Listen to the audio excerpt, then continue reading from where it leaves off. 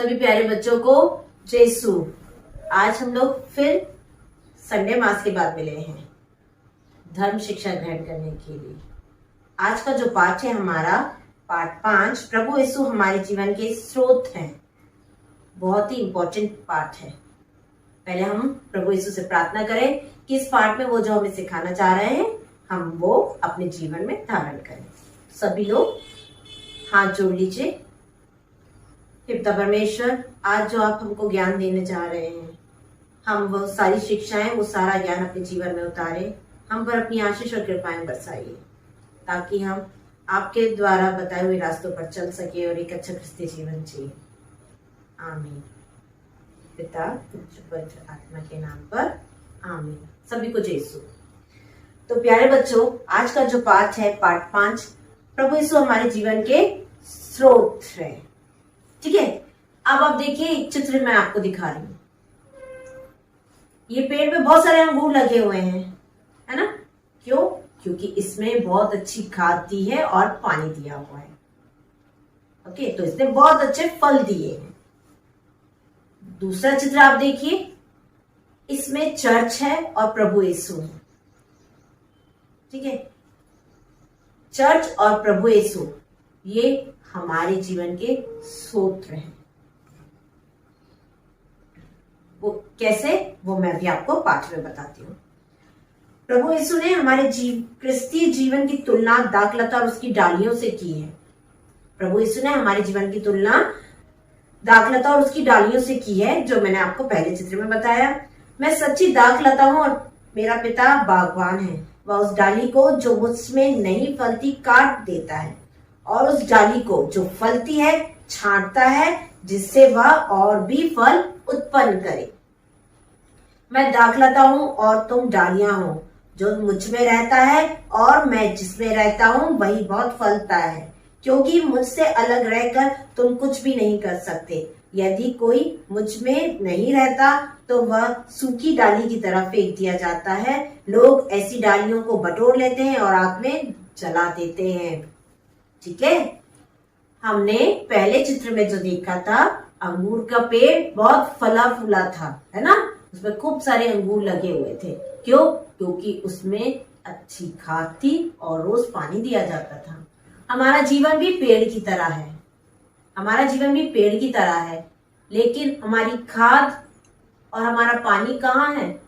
हमारा खाद और हमारा पानी, हमारे जीवन का खाद और पानी कहाँ मिलता है हमको? हमें चर्च में। जब हम चर्च में जाते हैं, प्रभु यीशु के घर जाते हैं, प्रभु यीशु की शिक्षाएं ग्रहण करते हैं, वो हमारे जीवन का खाद है, जल है, स्रोत है। और प्रभु यीशु की शिक्षाएं हमारे जीवन को आगे बढ़ाती हैं, फलाती हैं, है ना?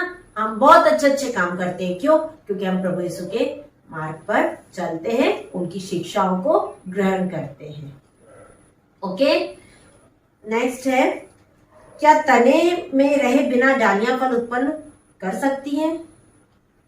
आपको पता है, अगर हम लोग चर्च से अलग हो जाएंगे तो क्या हम अपना जीवन बहुत सुखमय बना सकते हैं?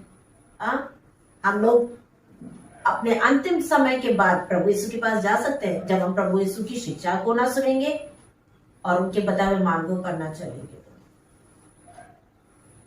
तो बच्चों, आपको ये हमेशा याद रखना है, अगर आपको अपने जीवन में सफलता प्राप्त करनी है और अभी आपको अपने जीवन में आगे बढ़ना है, एक अच्छा क्रिस्तीय जीवन जीना है, तो आपको हमेशा चर्च जाना है। अपनी सारी परेशानियों का हल आपको चर्च में मिलेगा। आपको और अधिक कुछ चाहिए अपने जीवन में तो बाइबल की रोज रीडिंग करें। बाइबल पढ़ने से आप अपनी परेशानियों का हल अपने आप मिल जाता है। ठीक है, डालियों में तने से पोषण मिलता है, जिससे वे बढ़ती जाती हैं और फल उत्पन्न करती हैं। डालियों को तने से पोषण मिलता है। हमारे तने किसने दिए? कौन से तने हैं हमारे? हमारे तने हैं हमारे पुरोहित। हम चर्च जाते हैं, पुरोहित हमें शिक्षा देते हैं, अपने धर्म की शिक्षा, अपने प्रभु यीशु के बताए हुए मार्गों पर कैसे चलना है वो बताते हैं। तो वो क्या हुआ, तने को, डालियों को क्या मिल रहा है, पोषण मिल रहा है। हमारे जीवन को पोषण मिल रहा है पुरोहितों के द्वारा, उनके उनके बताए हुए मार्गों के द्वारा कि आपको प्रभु यीशु के मार्ग पर कैसे चलना है। ये जो आप इतने सारे पुरोहित देख रहे हैं इस चित्र में, ये क्या कर रहे हैं, ये हमारे क्रिस्तीय भाई बहनों को बता रहे हैं कि आपको कैसे फलना फूलना है अपने क्रिस्तीय जीवन में। ठीक है, डालियों को तने से पोषण मिलता है जिससे वे बढ़ती जाती हैं और फल उत्पन्न करती हैं। अगर डालियां तने से अलग हो जाएं तो वे सूख जाएंगी और आग में झोंक दी जाएंगी। हमारे माता पिता को प्रभु यीशु की आशीष के द्वारा हम प्राप्त हुए। हमें अपने माता पिता के साथ अपने जीवन को आगे बढ़ाना है। क्यों? क्योंकि प्रभु यीशु ने हमें माता पिता दिए हैं, भाई बहन दिए हैं, परिवार दिया है। हमारे माता पिता को ऑलरेडी उनके माता पिता ने धर्म शिक्षा दी है, अपने धर्म में कैसे आगे बढ़ना है। तो जब हमारे माता पिता हमें जो सिखाते हैं, हमें भी वही सीखना है। अगर हम अपने माता पिता से अलग हो जाएंगे तो हम कभी भी आगे नहीं बढ़ पाएंगे। कैसे? आप छोटे हैं, आपके माता पिता ने आपको सभी धार्मिक शिक्षाएं दिलाई, आपको हमेशा चर्च जाना है, अपनी कलीसिया से जुड़े रहना है, सभी ज्ञान प्राप्त कराया। लेकिन जब आप बड़े हो जाते हैं और आप सोचते हैं कि नहीं, अब मुझे अपने माता पिता की जरूरत नहीं है, अपने परिवार की जरूरत नहीं है, मैं अकेले ही आगे बढ़ जाऊंगा। तो जो लोग ये सोचते हैं कि मैं अपने परिवार के बिना ही आगे बढ़ जाऊंगा क्योंकि मुझे सारा ज्ञान प्राप्त है, तो वो वहां गलत होते हैं। क्योंकि जब वो मुसीबत में होते हैं, परीक्षा के समय होते हैं, वो कुछ भी नहीं समझ पाते कि हमें क्या करना है। फिर वो गलत मार्ग पे जाते हैं, आत्महत्या कर लेते हैं। क्यों कर लेते हैं? क्योंकि वो अपने परिवार से जुड़े नहीं होते हैं। जो अपने परिवार से जुड़ा होता है, अपनी परेशानियों को माता पिता से डिस्कस करता है, तो उसको सही सलूशन मिलता है। माता पिता से नहीं मिलेगा तो वो माता पिता के द्वारा चर्च एक कलीसिया है जो प्रभु यीशु ने हमें दी है। मैंने आपको बताया था पाठ के शुरू में ही, सच्ची दाखलता है ना, जो सच्ची दाखलता से जुड़ा रहेगा वो बहुत फल उत्पन्न करेगा। ठीक है, तो हमें अपने माता पिता से, जो प्रभु यीशु ने हमें एक परिवार दिया है, दाखलता दिया, हमें उससे जुड़े रहना है। क्योंकि वो ईश्वर द्वारा सोची गई नीति है। जो सोचा गया है, ईश्वर के द्वारा सोचा गया है, वही कार्य होना है।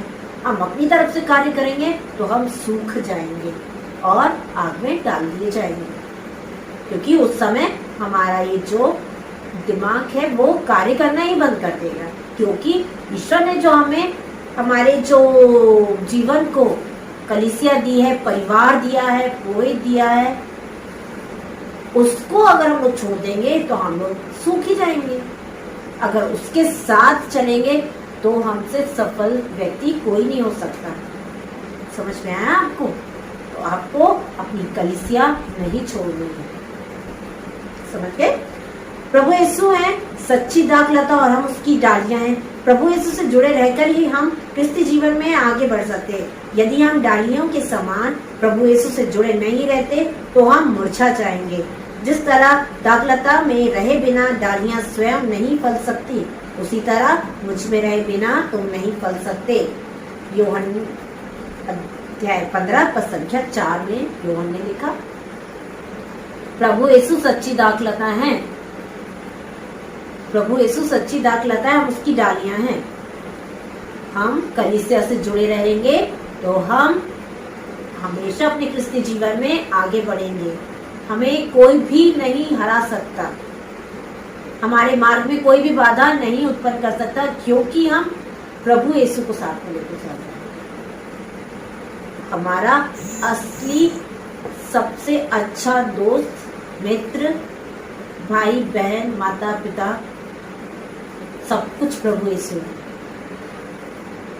तो आपको जब भी कुछ प्रॉब्लम होती है, जब भी कोई परेशानी आती है, तो आपका फर्ज है कि आप अपने चर्च में जाके प्रेयर करो, या कोई परेशानी है, कहीं आप बाहर हैं, उसी समय आप प्रार्थना करो। ओके, प्रभु यीशु ने हमें उनसे जुड़े रहने के लिए, प्रभु यीशु से जुड़े रहने के लिए बहुत मध्यस्थ लोगों को बनाया है। कौन से मध्यस्थ हैं हमारे, जो हमें प्रभु यीशु से जोड़ सकते हैं? पहला सबसे बड़ा मध्यस्थ माता मरिया। आप लोग जब अपनी पारिवारिक प्रार्थना में, रोजरी में माता मरिया से जो भी प्रार्थना करेंगे, वो माता मरिया हमें प्रभु यीशु से दिलाती है। कोई भी बड़ी चीज, कोई भी परीक्षा में सफलता, कोई भी बीमारी से छुटकारा, तो हमारी जो दाखलता है उसका सबसे महत्वपूर्ण और सबसे जरूरी खाद, जो हमें बहुत आगे तक ऊपर लेके जा सकती है, वो है माता मरिया। तो हमें माता मरिया से प्रार्थना करना चाहिए कि प्रभु यीशु से आप हमारे लिए एक अच्छा जीवन, एक हमारी जो कठिन राह है उसको सही मार्ग प्रदान करने के लिए, हमें परीक्षाओं में सही दिमाग देने के लिए, ताकि हम उसमें सफलता प्राप्त कर सके, बुरे कार्यों से दूर रहने के लिए। समझ में आया आपको? संत पौलुस इसी रिश्ते की शरीर और उसके अंगों से तुलना करते हैं। आप सब मिलकर मसीह का शरीर हैं और आप में से प्रत्येक उसका अंग है। आप सब मिलकर मसीह का शरीर हैं और आप में से प्रत्येक उसका एक अंग है। आप सब मिलकर प्रभु यीशु का शरीर है। प्रभु यीशु कहाँ है? हमारे हेड, सर है हमारे, ठीक है। और हम क्या हैं? प्रभु यीशु के पूरे अंग हैं। आंख नहीं होगी तो हमारा कोई काम नहीं हो सकता, हाथ नहीं होंगे तो हम कोई काम नहीं कर पाएंगे, पैर नहीं होगा तो हाथों का क्या उपयोग होगा। सभी ऊपर से लेके नीचे तक सभी एक दूसरे से जुड़े हुए हैं, है ना? सभी एक दूसरे से जुड़े हुए हैं। प्यारे बच्चों, संत पौलुस ने जो बताया अभी हमें कि हाँ, आप सब मिलकर मसीह का एक शरीर है, आप में से प्रत्येक उसका एक अंग है। तो हमारे सामान्य जीवन में सबसे पहले क्या आता है? गिरजाघर, चर्च, कलीसिया। सेकंड पे हमारे पुरोहित, थर्ड हमारा परिवार, माता पिता, आखिर में हम आते हैं।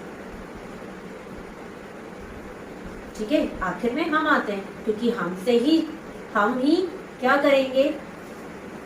सबके साथ जुड़े हुए हैं। हम बिना माता पिता के आगे नहीं चल सकते, हम बिना पुरोहित के अपने प्रभु यीशु का ज्ञान नहीं प्राप्त कर सकते, सच्चा ज्ञान नहीं प्राप्त कर सकते।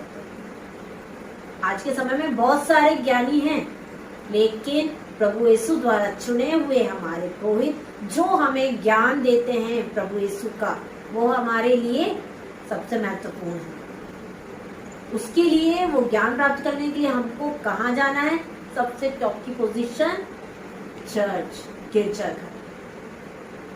उसके सिवा इस संसार में और कोई भी स्थान ऐसा नहीं है जो हमें सबसे सफल व्यक्ति बनाते। नहीं, हमारी कलीसिया, हमारा गिरजाघर हमारे लिए, हमारे जीवन में सबसे महत्वपूर्ण होना चाहिए, क्योंकि हमारे जीवन का जो दाखलता है, अच्छा उर्वरक, अच्छा जल, वो सब क्या है? हमारा गिरजाघर है। वो हमारा गिरजाघर है। गिरजाघर से हमें हमेशा जुड़े रहना चाहिए। आप अपने गिरजाघर की सहायता करेंगे, उसके नियमों का पालन करेंगे, आप अपने जीवन में भी वैसे ही परिवर्तन देखिएगा। आप अपने जीवन में भी ऐसे पंचुअल हो जाएंगे। जैसा आप अच्छा व्यवहार अपने पुरोहित के साथ करेंगे, आपके जीवन में भी वैसे ही अच्छा व्यवहार दूसरे आपके साथ करेंगे। आप अच्छा जीवन अपने परिवार के साथ जिएंगे। आपका जब परिवार होगा तो वो भी अच्छा ही जीवन जिया जाएगा। ठीक है, क्यों? क्योंकि हमने शुरुआत कहां से करी थी? गिरजाघर से, चर्च से, कलीसिया से और ईश्वर के द्वारा चुने हुए पुरोहितों से। तो प्यारे बच्चों, आप हमेशा याद रखना कि गिरजाघर और हमारे पुरोहित हमारे जीवन में सबसे पहला स्थान रखते हैं, क्योंकि वो हमें सब अच्छी खाद और जल देते हैं ताकि हम बहुत फले फूले। क्यों? क्योंकि उनको प्रभु यीशु ने अच्छी खाद और जल बनाया है, क्योंकि सच्चा ज्ञान वही हमें देंगे। आज का पाठ हम यहीं तक खत्म करेंगे। अगले हफ्ते हम इसी पाठ को आगे और पढ़ेंगे और इसके अभ्यास प्रश्न करेंगे। आप सभी को जय श्री कृष्ण।